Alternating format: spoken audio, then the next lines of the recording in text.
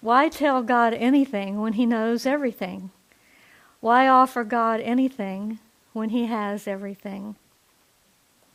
Truth is one and eternal. Realize oneness with it in your deathless self within.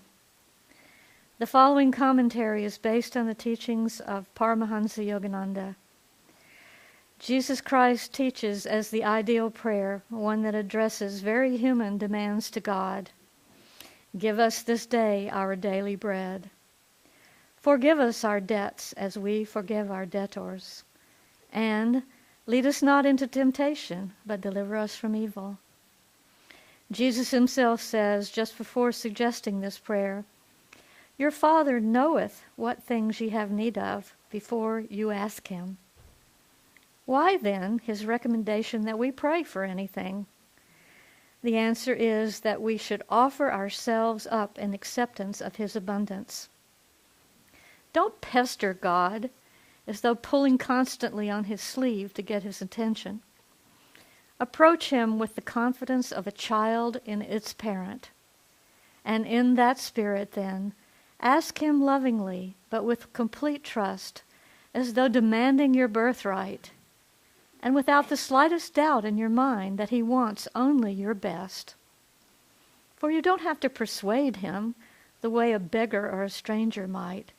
You are his own child. God knows everything already. He knows what is in your heart. It is you who need to clarify your feelings, that you attune yourself to him in turn more clearly. For only by such clarity will you be able to receive perfectly what he gives you. For the same reason, we need to offer ourselves to him, not because he needs anything from us, except, as Yogananda said, our love, to complete his love for us, but because by self-giving, we expand our awareness from its confinement in the little ego, outward to infinity. Those who partake of the nectar remaining after a sacrifice, says the Bhagavad Gita in the 4th chapter, attain to the infinite spirit. That person, however, who makes no sacrifice never truly succeeds in enjoying even the blessings of this material world. How then could he attain happiness in subtler realms? Thus, through Holy Scripture, God has spoken to mankind. Om, Om, Om.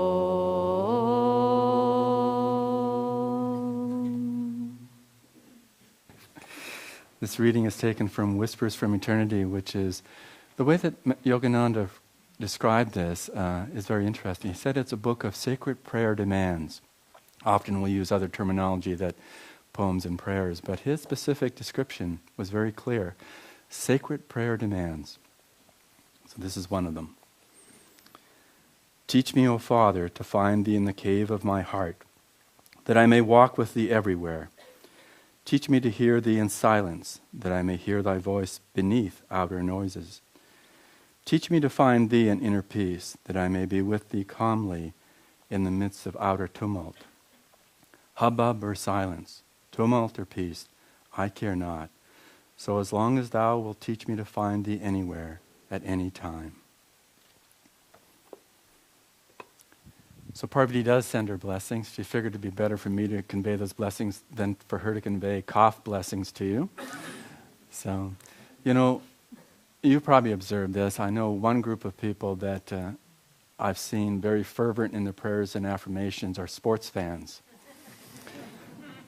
Especially if their favorite team is playing. And they also have an intensity both of exhilaration in victory and great agony in defeat.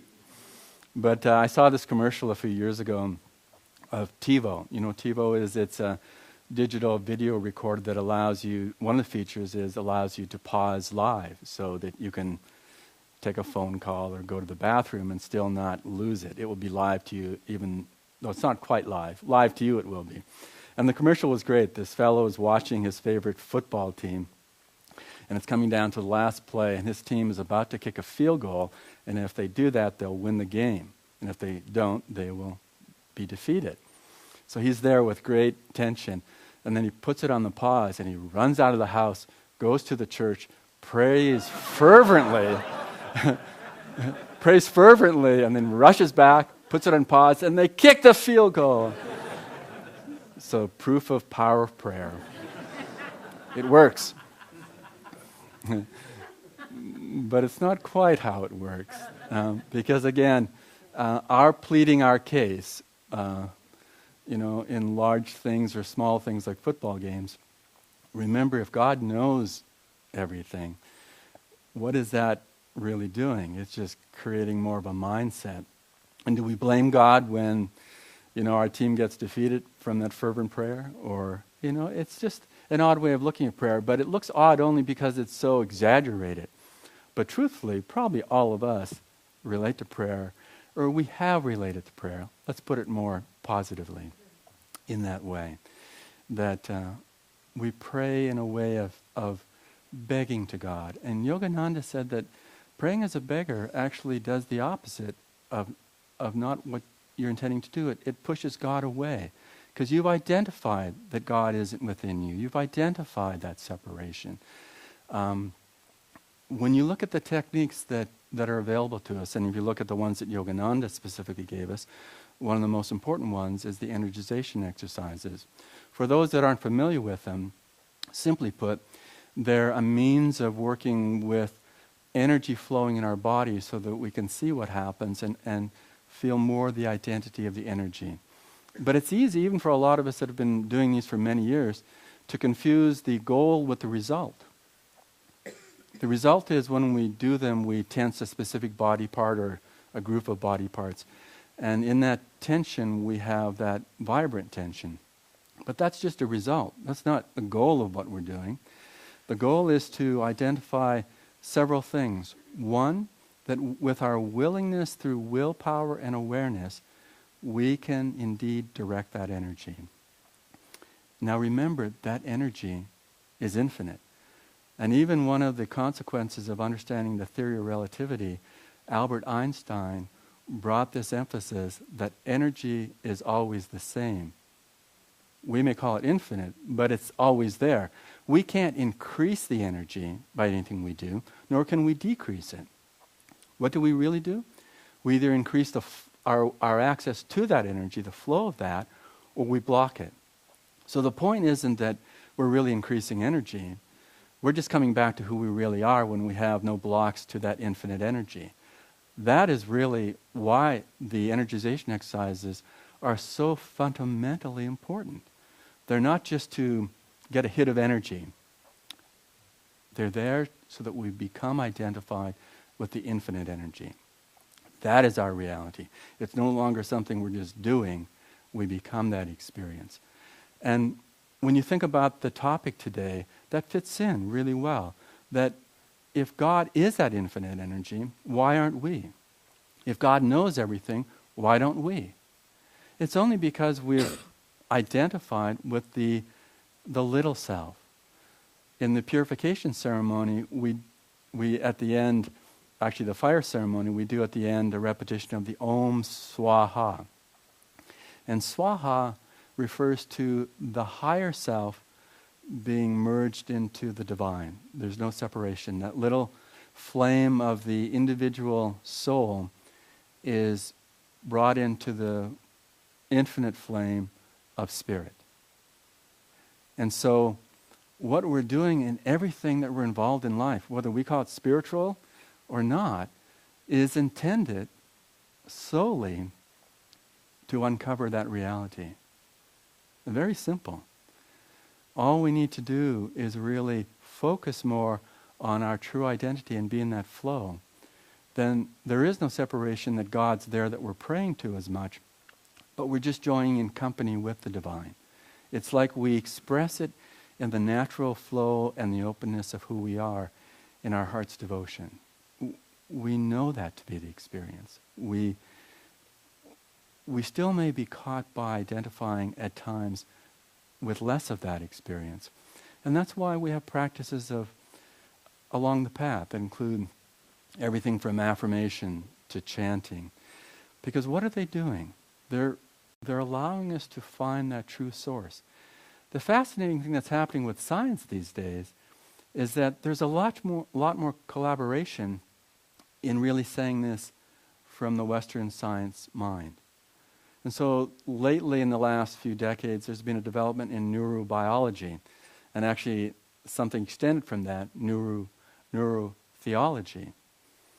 But the basis of that understanding, looking at the brain and how the brain really works with all its different parts, its cognitive centers, and so forth, scientists are now saying at the forefront of brain research that the destiny of who we are is to go towards what they call, interesting phrase, complete unitive absorption, or the complete unitive state. Interesting, isn't it? They're saying that our natural heritage, our natural evolution is returning to that as well. We talk about it from a spiritual sense, but we are engineered, as Dr. Peter often is quoted saying, and has written articles on, our own Dr. Peter Van Houten, that the brain is engineered for divinity. Well, it's like God has set this up, and we have a choice to work with that compatibility of divine heritage, or we can identify with the human self being limited. But one of the reasons why they say the human species is different is similar to what spiritual paths talk about, especially from yoga, that we're built with a nervous system and a brain that's very unique. And it has the capacity, they say, to understand this very critical point, that at some point you will die. Other species may have an instinctual response to survival, but scientists say that that ability to know that you and I will leave this body as a guarantee has brought the brain to evolve to the point to go beyond that limited state. Now that's fascinating. I mean, isn't that what we've been learning from the yoga teachings forever? But it's this idea that our true self is really expanded. And in that, God is naturally there. There's no separation from that. I remember as a child, I was probably about 10 or 11, and I did something wrong. I'm not going to tell you what it was. But I remember I was sent to my room and sent to bed quite early in the day, once my parents had found out what I had done. And I remember thinking very clearly that I had done something wrong. There was no hesitation to know that I had done something that wasn't appropriate. Not just because my parents found out about it. They just sort of, in a sense, brought a focus to my own experience of that. But I knew. And I remember feeling, because at that time in my life, I had a positive connection with Jesus. I felt that connection. And I remember that, and I can feel it, just talking about it now, that I remember I could sense that Jesus, whatever concept I had at that point, I'm not sure it was much of one, but a picture probably that I'd seen growing up in Sunday school. But I remember sensing that connection with Jesus as a blessing, that there was no sense of reprimand, no sense that you've done wrong, boy, but more the sense of remember me. And that faded real fast in my teenage years, I can tell you. That there wasn't that remembrance. But I began meditating with techniques of yoga when I was 18. And I remember the first meditation I had after being instructed in it, that I could feel that same sense of what it was. It wasn't that I had an image of Jesus at that point, but I could sense that same feeling was there. And I knew this was the road back to that experience of who I really was. Now again, a few years later, presently, that there's still those times, I think, for myself and for most of us, that it escapes us. That we think of ourselves, especially when we get a cold or something, just watching Parvati dealing with a cold, you just realize how easy it is to identify, oh, I've got this cold and I am not feeling well, and I am not, or I am. The I becomes that emphasis. And the more that we identify with that, the more that's real. We really become that cold in the body rather than the body may have a cold. And so it's important for us to always refer back to the sense of offering. But again, offering isn't passive. It isn't just saying, please, kind of thing. Take me, Lord. Although that's my prayer when I go on airplanes. I was just coming back from a trip to Dallas, and this flight had to go from Dallas to Albuquerque to Los Angeles and finally to Sacramento without getting off the plane. So it was up, down, up, down. And I remember that I just had this feeling of visualizing this photograph of Yogananda called The Last Smile up here. And just feeling real centered and saying mentally, I'm not sure I would ever say it out loud because the other passengers would take it differently. I just said, take me with you. Whatever happens, take me with you. Take me home with you. And just that power of that release of knowing that it wasn't asking for other than what my true reality is. That's going home. It's not saying, please don't crash. Hey, if it crashes, great. I'm home with God. And this is the idea, when you really look at how Yogananda emphasized healing prayers, there's a very subtle point that sometimes I know I miss in just doing them more repetitively or routinely. That what he emphasized was, first of all, for us when we're saying healing prayers for others, is to really come to the point of our deepest center so that we can open up to the flow of God's grace flowing through us. That's ultimately the important foundation of saying healing prayers. That we come to at least a deeper experience where we're not having so much resistance to that flow of grace to come through us. Because remember, as this reading says, Divine Mother and God already know that we're going to pray for this other person to be healed. So what's the point? The point is, as we become more of a pure instrument, as we open up to that experience, then that grace is able to come through us. And what are we praying for in the other person? What Yogananda really emphasized was not for them to be healed specifically, but to heal them by imbuing them immediately. It is in that giving that we receive. It is in that offering that we become transformed. And so every moment we can do that, not only in our meditative practices or our spiritual practices, but all the time. The idea of saying God is the doer is allowing us to release our identification in limitation and really feeling that God is there. That is the deepest prayer, when we simply offer all that we are into that experience. Then there's no hesitation of God responding. God will be there because there's no separation anymore from our part. There's never any separation from God's part. It's only our perspective.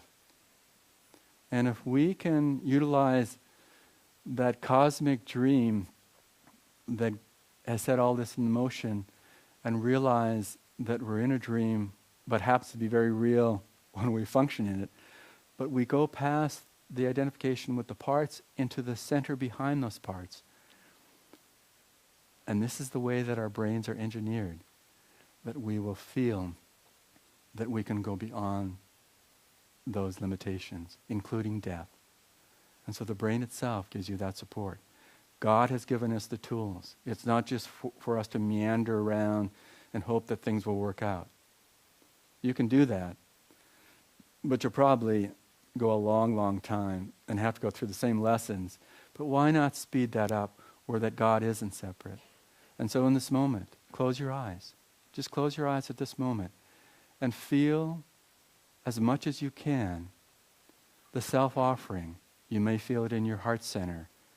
You may feel it just in your expanded awareness in your mind. You may feel it in the release of constraints on that cosmic energy within you.